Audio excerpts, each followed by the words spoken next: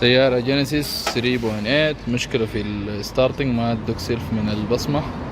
السيارة حصل فيها حادث والكارتيلات التحت كلها دشدشت، يعني حادث كده ما حادث أمامي، حادث طلعت على التريتوار وتحكت من تحت.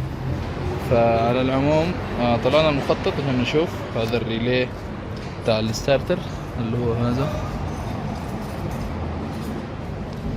عندنا الأرضي مرة يجي مرة ما يجي مع التشغيل، النار ما يجي خالص. راجعنا الدوائر الرئيسية هذه موصلة إلى الانهبيتر سويتش. من الانهبيتر سويتش الكهرباء هنا يعني واصلة، بس هنا ما تطلع.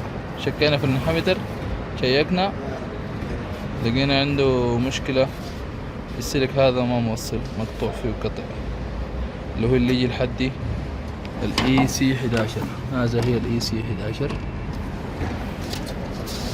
وصلنا رجعنا القطع، عالجنا القطع الموجود هنا، الحين زبط. وصلنا توصيلة الكونكتر عادي، تدق سلف، الإشارة اتصل موجودة. ركبنا الريلي، والحين نجرب معاكم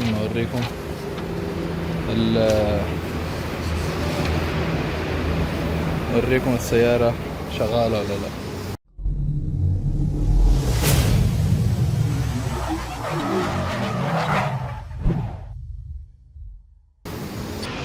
حقيقة مشكلة جميلة، يعني دي من المشاكل قاعد نحبها في شغل. ما شاء الله تبارك الله، السيارة اشتغلت نظام، السيارة اشتغلت شغل نظام مظبوط 100%، شغل تمام 100%. الحمد لله السيارة ضبطت. المشكلة كلها من الانهبيتر سويتش اللي جاي الريلي، الحين تمام.